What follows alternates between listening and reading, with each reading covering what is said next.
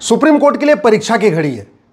परीक्षा की घड़ी इसलिए है कि जो अभी सरकार ने वक्फ कानून में संशोधन किया है उसके खिलाफ 1 दर्जन से ज़्यादा याचिकाएं फाइल हो गई हैं, 1 दर्जन से ज़्यादा पीआईएल फाइल हो गई है। और पीआईएल कोई सामान्य व्यक्ति ने नहीं किया है।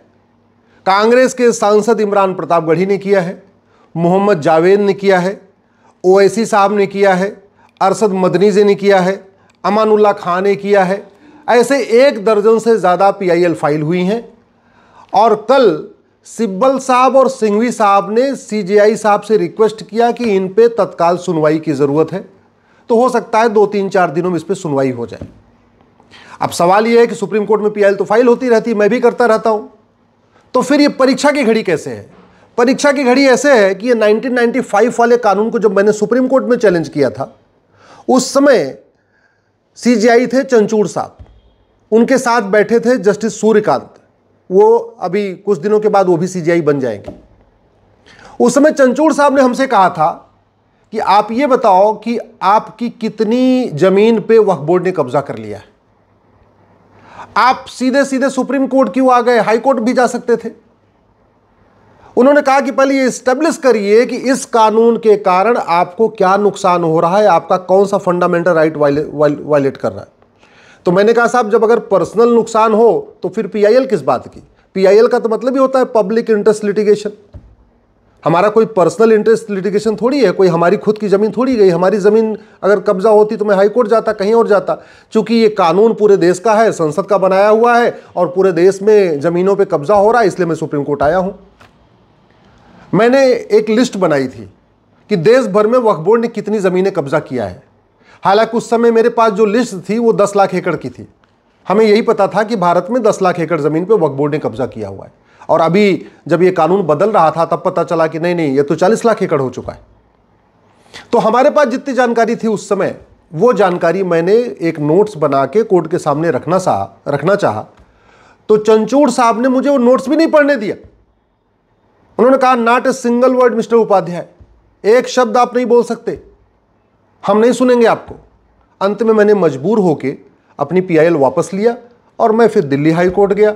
अगले ही सप्ताह दिल्ली हाई कोर्ट ने नोटिस जारी किया, सरकार को नोटिस जारी हुआ। उसके बाद देश के अलग अलग हाई कोर्ट में पीआईएल फाइल होना शुरू हुई। कुल मिला के 120 पीआईएल इस समय पूरे देश में अलग अलग हाई कोर्ट में चल रही है। और उसके बाद फिर सरकार संशोधन लाई, जेपीसी बना, आगे क्या क्या हुआ आपको पता है, उसको बताने की जरूरत नहीं है। अब सवाल यह है कि मैंने भी वक्फ एक्ट को चैलेंज किया था और इस समय ओवैसी साहब, इमरान प्रतापगढ़ी, मोहम्मद जावेद साहब ने भी वक्फ एक्ट को चैलेंज किया। मैंने 1995 वाले को चैलेंज किया था। इस समय इन लोगों ने जो 1995 वाले में संशोधन हुआ है उसको चैलेंज किया है, लेकिन बात वही है। तो क्या अब सुप्रीम कोर्ट जो सवाल हमसे पूछा था वही सवाल मोहम्मद जावेद, असउद्दीन ओवैसी, अमानुल्लाह खान, मौलाना अरशद मदनी, इमरान प्रतापगढ़ी के वकीलों से पूछेगी क्या? क्योंकि सवाल हमसे पूछा था कि आपकी कितनी जमीन पे वक्फ बोर्ड ने कब्जा किया, तो ये सवाल तो पूछना चाहिए जावेद साहब से, ओवैसी साहब से, अमानुल्लाह खान, अरशद मदनी से कि आप ये बताओ कि आपकी कितनी जमीन को सरकार ने अब तक ले लिया। पहले तो ये पूछना चाहिए ओवैसी जी से, मदनी जी से, इमरान प्रतापगढ़ी से कि आपके पूर्वजों ने कितनी जमीन वक्फ किया है, पहले तो ये बता दो। और जो आपके पूर्वजों ने जमीन वक्फ किया है उसमें से कितनी जमीन नए कानून के बाद सरकार ने कब्जा कर लिया। सवाल यह भी होना चाहिए कि क्या सांसद संसद के द्वारा बनाए गए कानून को सुप्रीम कोर्ट में चैलेंज कर सकता है क्या? क्योंकि सांसद संविधान की शपथ लेता है और वो कहता है मैं संविधान के अनुसार कार्य करूंगा और संविधान के अनुसार पार्लियामेंट में कानून बना। तो क्या सांसद को पीआईएल फाइल करने का अधिकार है क्या सुप्रीम कोर्ट में? और दूसरा, क्या सांसद को वकालत करने का अधिकार है क्या? क्योंकि सिब्बल साहब भी वकील हैं और सिंघवी साहब भी वकील हैं। मैं इसलिए पूछ रहा हूं कि एक कांस्टेबल भी अपनी नौकरी के दौरान दूसरा काम नहीं कर सकता, चाहे वो थानेदार हो, चाहे हवलदार हो, चाहे वो पेशकार हो, चाहे तहसीलदार हो, चाहे कलेक्टर हो या कप्तान हो। अरे बाकी तो छोड़ो, लॉ कॉलेज का प्रोफेसर भी जब तक नौकरी में है दूसरा काम नहीं कर सकता। जब तक उसको वेतन सरकार से मिल रहा दूसरा काम नहीं कर सकता। इवन टीचर को भी प्राइवेट कोचिंग खोलने का अधिकार नहीं, जबकि जो स्कूल है वो तो 5-6 घंटे ही चलता है। फिर भी सरकार ने नियम बना रखा है कि नहीं, जो सरकारी स्कूल का टीचर है वो कोचिंग नहीं चला सकता, सरकारी डॉक्टर अपनी क्लिनिक नहीं चला सकता, हॉस्पिटल नहीं खोल सकता, ये नियम है।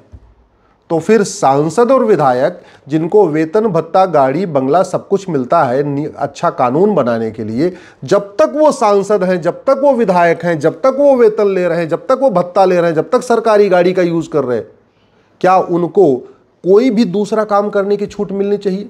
क्या उनको वकालत करने की छूट मिलनी चाहिए? मुझे लगता है सुप्रीम कोर्ट को एक बार इस पे भी ध्यान देना चाहिए। सवाल एक बात यह भी है कि क्या जैसे हमसे सुप्रीम कोर्ट ने कहा था कि आप हाई कोर्ट क्यों नहीं गए, सीधे सुप्रीम कोर्ट क्यों आए, क्या यही सवाल अब सिब्बल साहब से, सिंघवी साहब से पूछा जाएगा? तो क्या यही सवाल इमरान प्रतापगढ़ी, मोहम्मद जावेद, अरशद मदनी, ओवैसी साहब से पूछा जाएगा? और अब तो ज़्यादा पूछना बनता है, इसलिए पूछना बनता है कि सुप्रीम कोर्ट कई बार कह चुका है कि अगर किसी मामले पे देश की अलग अलग हाई कोर्ट में मैटर पेंडिंग है तो कायदे से वो मैटर पहले हाई कोर्ट चलना चाहिए और फिर सुप्रीम कोर्ट आना चाहिए।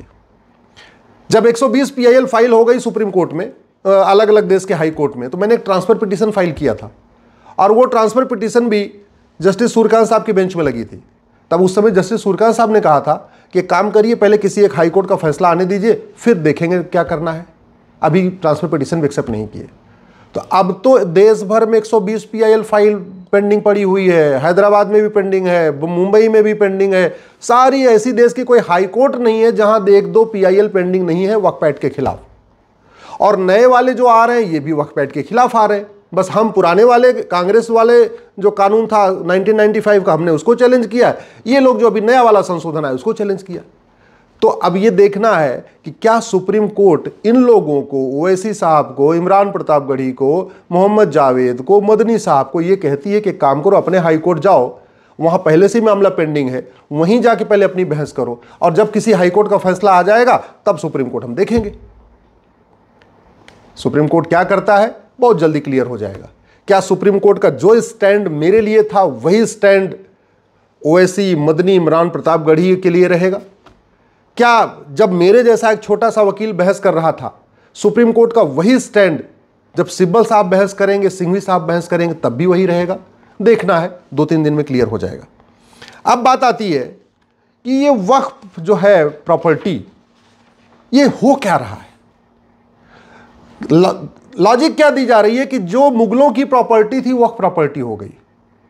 तो मैं ये पूछना चाहता हूं, क्या जहां तक भगवान श्री राम ने राज किया था वो सारी प्रॉपर्टी हिंदुओं की है क्या? क्योंकि जहां तक भगवान श्री राम ने राज किया था उसमें अब तक 25 देश बन चुके हैं, तो उन फिर 25 देशों की पूरी प्रॉपर्टी हिंदुओं की होनी चाहिए। क्या जहां तक भगवान भरत ने राज किया था वो सारी प्रॉपर्टी हिंदुओं की है क्या? क्या जहां तक राजा युधिष्ठिर ने राज किया वो सारी प्रॉपर्टी हिंदुओं की है क्या? क्या जहां तक चंद्रगुप्त ने राज किया वो सारी प्रॉपर्टी हिंदुओं की है क्या? क्या जहां तक सम्राट अशोक ने राज्य किया क्या वो सारी प्रॉपर्टी सनातनियों की है क्या? मैं इसलिए पूछ रहा हूं कि अगर राजा के हिसाब से फॉर्मूला चलेगा फिर तो मुगलों से शुरू क्यों करना चाहिए, थोड़ा मुगलों के पीछे शुरू करना चाहिए। और जहां पे युधिष्ठिर ने राज किया, भरत जी ने राज किया, भगवान श्री राम ने राज किया, चंद्रगुप्त ने राज किया, अशोक ने राज किया, वहां तो 25 देश बन चुके हैं, फिर तो 25 के 25 देश पूरा हिंदुओं के होने चाहिए, वो सारी प्रॉपर्टी हिंदुओं की होनी चाहिए। भाई पिछले 2500 साल में भारत के 25 टुकड़े हुए और 7 टुकड़े तो 1857 के बाद हुआ है, यानी पिछले 200 साल में 7 टुकड़े हुए। तो कायदे से चाहे ये म्यांमार हो, चाहे तिब्बत हो, चाहे अफगानिस्तान हो, चाहे पाकिस्तान हो, चाहे बांग्लादेश हो, ये सारी प्रॉपर्टी फिर तो हिंदुओं की होनी चाहिए अगर राजा के हिसाब से चल रहा है। और अगर नहीं, फार्मूला एक है, तो फिर मुगलों की ज़मीन वक्फ कैसे हो सकती है? और जब मुगलों की ज़मीन वक्फ नहीं हो सकती तो मुगलों के नवाबों, मुगलों के निज़ामों, मुगलों के जागीरदारों, मुगलों के ज़मींदारों, मुगलों के तीमारदारों, मुगलों के रज़ाकारों की ज़मीन वक्फ कैसे हो सकती है? भाई बड़ी सीधी सी बात है, शासन बदलता है तो ज़मीन ट्रांसफ़र हो जाती है। यानी जब तक मुगल थे, मुगल राज कर रहे थे, उसके बाद अंग्रेज़ आए, सारी ज़मीन का मालिकाना हक अंग्रेज़ों को ट्रांसफ़र हो गया। अंग्रेजों को ट्रांसफर हो गया, 1947 में देश आज़ाद हो गया, 1950 में संविधान लागू हो गया, सारी की सारी ज़मीन भारत सरकार को ट्रांसफर हो गई। कल को फिर तो अंग्रेज बोलेंगे कि अंग्रेजों का जहाँ जहाँ राज था कॉमनवेल्थ में, पाकिस्तान, अफगानिस्तान, बांग्लादेश, यहाँ वहाँ जहाँ जहाँ था, फिर तो अंग्रेज बोलेंगे सारी ज़मीन चर्च की है भैया, क्योंकि राज हमारा था, सारी ज़मीन क्रिश्चियंस की हो गई। ऐसे नहीं चलता। एक बात और, जो हिंदू पाकिस्तान बांग्लादेश से छोड़ के भारत आए, उनकी जमीन तो वहां की सरकार की हो गई, वहां के बासिंदों की हो गई, वहां के लोगों ने ले लिया। तो फिर जो जमीन भारत के मुस्लिम छोड़ के गए, भाई जब बंटवारा हुआ 47 में, तो पाकिस्तान से हिंदू भारत आए और भारत से बहुत सारे मुस्लिम पाकिस्तान गए, बांग्लादेश गए।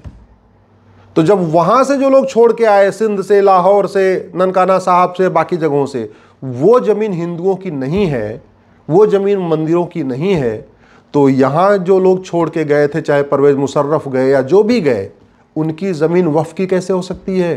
फिर तो वो जमीन या तो मंदिरों की होनी चाहिए, या तो उनके पड़ोसियों की होनी चाहिए, और या तो सरकार की होनी चाहिए। एक बात और, 1950 में टोटल वक्फ बोर्ड के पास प्रॉपर्टी थी मात्र 50,000 एकड़, यानी 500 साल के मुगलों के शासन और 200 साल के अंग्रेजों के शासन, कुल 700 साल के शासन में वक्फ प्रॉपर्टी थी मात्र 50,000 एकड़। अब आज के समय में वक्फ प्रॉपर्टी है लगभग 40 लाख एकड़। इसके पहले की वीडियोस मैंने 10 लाख एकड़ बोला है, लेकिन वो मेरी भूल थी, क्योंकि हमें 10 लाख एकड़ की ही जानकारी थी। ये 40 लाख एकड़ की जानकारी अभी मुझे हुई है, जब ये वक्फ कानून बदला जा रहा था, तब गृह मंत्री जी ने बताया कि 39 लाख एकड़, और जो उन्होंने 39 लाख एकड़ बताया है, उसमें केरल और बंगाल का डाटा नहीं है। तो अगर केरल और बंगाल का डाटा आ जाएगा तो मैं मान के चल रहा हूँ 1 लाख एकड़ और बढ़ जाएगा, यानी 40 लाख एकड़। और वैसे भी जब 1950 के पहले तक की जमीन थी, उसके पहले भी कानून चल रहे थे। ये सिविल प्रोसीजर कोड तो 1858 में बन गया था। तो अगर जिन लोगों को वक्फ करना था, जमीन दान करना था, वो सिविल प्रोसीजर कोड का पालन करते। ये सोसाइटी रजिस्ट्रेशन एक्ट 1860 में बन गया था। तो जिन लोगों को अगर वास्तव में दान करना था, हिंदू दान करते थे, तो अपनी ज़मीन 1860 वाले सोसाइटी रजिस्ट्रेशन एक्ट में रजिस्टर कराते थे। उसके बाद चैरिटेबल ट्रस्ट एक्ट 1920 में बन गया। तो जिन हिंदू, जैन, बौद्ध, सिख ने कुछ दान करना था, तो उन्होंने यहाँ रजिस्टर कराया। मुझे समझ में नहीं आ रहा है, हिंदू, जैन, बौद्ध, सिख सब लोगों ने अपनी ज़मीन को ट्रस्ट एक्ट में रजिस्ट्रेशन कराया, ये 1920 वाले में, सोसाइटी रजिस्ट्रेशन एक्ट में 1860 वाले में रजिस्ट्रेशन कराया, सिविल प्रोसीजर कोड 1858 का था, इसको फॉलो किया। तो मुस्लिम्स ने क्यों नहीं किया? सब अंग्रेज़ों का कानून फॉलो कर रहे थे, मुस्लिम्स क्यों नहीं कर रहे थे? चलो मान लेते हैं भाई, ठीक है, पढ़े लिखे नहीं थे, उनको नहीं थे। लेकिन 1950 के बाद तो संविधान लागू हो गया, और संविधान लागू हो गया उसके बाद तो मुंह ज़बानी कोई भी चीज़ होती नहीं थी, कोई भी चीज़ मौखिक नहीं होती थी, हर चीज़ लिखित में होती थी। तो जब 1950 के पहले की 50,000 एकड़ ज़मीन बाहर निकाल भी दे, चलो मान लेते हैं भैया ठीक है, तो जो बाद में 39.5 लाख एकड़ ज़मीन बढ़ गई, वो तो बाकायदा कागज़ दिखा के हुई होगी, बाकायदा रजिस्टर करा के हुई होगी, क्योंकि भारत स्वतंत्र हो चुका था, नियम कानून बन चुका था, सबको जो कुछ भी दान करना था बाकायदा रजिस्टर में करना था, लिखित में करना था, गवाहों के साथ करना था। फिर मौखिक में क्या हो गया? इसलिए मेरा मानना है अब समय आ चुका है, इन विषयों पे चर्चा हो, गंभीरता के साथ चर्चा हो। और इसलिए मैं कहता हूँ वक्फ एक्ट में संशोधन नहीं होना चाहिए, वक्फ एक्ट पूरा का पूरा ख़त्म होना चाहिए। 1 नेशन 1 चैरिटी कोड होना चाहिए, 1 नेशन 1 प्रॉपर्टी कोड होना चाहिए, 1 नेशन 1 एंडाउमेंट कोड होना चाहिए। हिंदी में कहेंगे समान दान संहिता, समान धर्मस्थल संहिता, समान संपत्ति संहिता होनी चाहिए, क्योंकि भारत का संविधान मजहब के आधार पर कोई नियम कानून बनाने की इजाज़त नहीं देता। एक बार वक्फ बोर्ड तो फिर भी बन सकता है, वक्फ ट्रिब्यूनल तो मजहब के आधार पर हो ही नहीं सकता, बिल्कुल नहीं हो सकता, क्योंकि ट्रिब्यूनल कोर्ट का काम करता है और कोर्ट मजहब के आधार पर नहीं होती है। भारत में 20 ट्रिब्यूनल है, इनकम टैक्स ट्रिब्यूनल है, नेशनल ग्रीन ट्रिब्यूनल है, एनजीटी है, सेल टैक्स ट्रिब्यूनल है, जीएसटी ट्रिब्यूनल है, बहुत ट्रिब्यूनल है, एक भी ट्रिब्यूनल मजहब के आधार पर नहीं है। फिर वक्फ ट्रिब्यूनल क्यों? ख़त्म होना चाहिए। संविधान मजहब के आधार पर, और ज़मीन का फैसला हमेशा रेवेन्यू कोर्ट करती है। सबके ज़मीन का फैसला रेवेन्यू कोर्ट में हो रहा है, तो फिर मुगलों के ज़मीन का फैसला वक्फ ट्रिब्यूनल में क्यों होगा? मेरा मानना है इस पे गंभीरता के साथ जांच होनी चाहिए। और वैसे भी एक तरफ तो कहते हैं मुस्लिम गरीब है, मुस्लिम गरीब है, फिर दान कर किसने दिया? ओवैसी साहब बता नहीं रहे कि उनके पूर्वजों ने कितना वक्फ किया, मदनी साहब बता नहीं रहे कि उनके पूर्वजों ने कितना वक्फ किया, इमरान प्रतापगढ़ी बता नहीं रहे कि उनके पूर्वजों ने कितना वक्फ किया, मोहम्मद जावेद बता नहीं रहे उनके पूर्वजों ने कितना वक्फ किया, बुखारी बता नहीं रहे उनके पूर्वजों ने कितना वक्फ किया। वैसे बुखारी साहब बुखारा से आए थे, तो उनको तो वक्फ का अधिकार ही नहीं, यहाँ की 1 इंच ज़मीन पर उनका मालिकाना हक नहीं। मदनी साहब मदीना से आए थे, इसलिए भारत की 1 इंच ज़मीन पर उनका अधिकार नहीं बनता। ओवैसी साहब वगैरह सब विदेश से आए, इसलिए यहाँ की 1 इंच ज़मीन पर उनका हक बनता ही नहीं है। और जिनका बनता भी है तो उनको कागज़ तो दिखाना चाहिए।